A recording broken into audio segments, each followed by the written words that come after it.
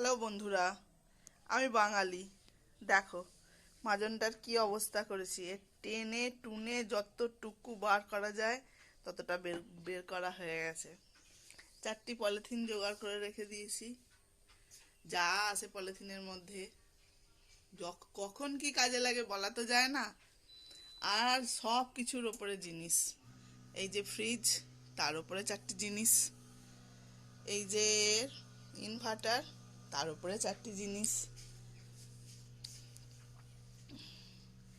আর এইটা চা খাওয়ার টেবিল, কিন্তু চা খাওয়া হয় না, 4টি জিনিস। আর এটা হচ্ছে কম্পিউটার টেবিল, এটাকেও ছেড়ে দিইনি। কম্পিউটার টেবিলে 4টি জিনিস। আর অবশ্যই যত মুচমুচে সুন্দর বিস্কুটই হোক না কেন, চা খাওয়ার সময় সেটা অবশ্যই চায়েতে ডুবিয়ে খাবো। আর এই যে এটা বডি লোশন, এর তো 12টা পুরো বাজিয়েই ছেড়েছি। ভেতর থেকে সমস্ত পাইপ টাইপ খুলে তার ভেতর থেকে সমস্তভাবে টেনে টুনে নিয়ে যতটা নেওয়া যায় ততটা নেওয়া হয়ে গেছে। আর সে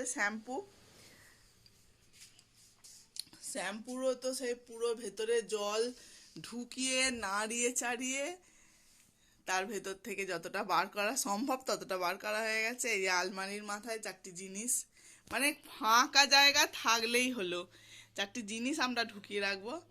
আর হচ্ছে মিষ্টির মধ্যে রসগোল্লা অবশ্যই আমি পছন্দ করি না, আর যদিও বাঙালিদের এগুলো বিশেষ পছন্দের। আর আমার পছন্দের জিনিস হচ্ছে মিষ্টি, হচ্ছে বেশ পাকা সন্দেশের মিষ্টি, যেটাকে কড়া পাকের সন্দেশ বলে, এরকম কড়া পাকের কোনো সন্দেশ অবশ্যই লাঞ্চের পর বা ডিনারের পরে হলে খুব খুশি হই।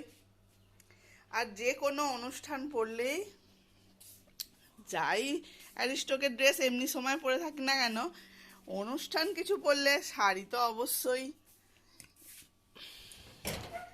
আর একটা অনুষ্ঠানের জন্য কখন অনুষ্ঠান পড়বে তার জন্য গুচ্ছে শাড়ি কেনা, শাড়ি দেখলেই কিনতে হবে। আমি বাঙালি। টাটা।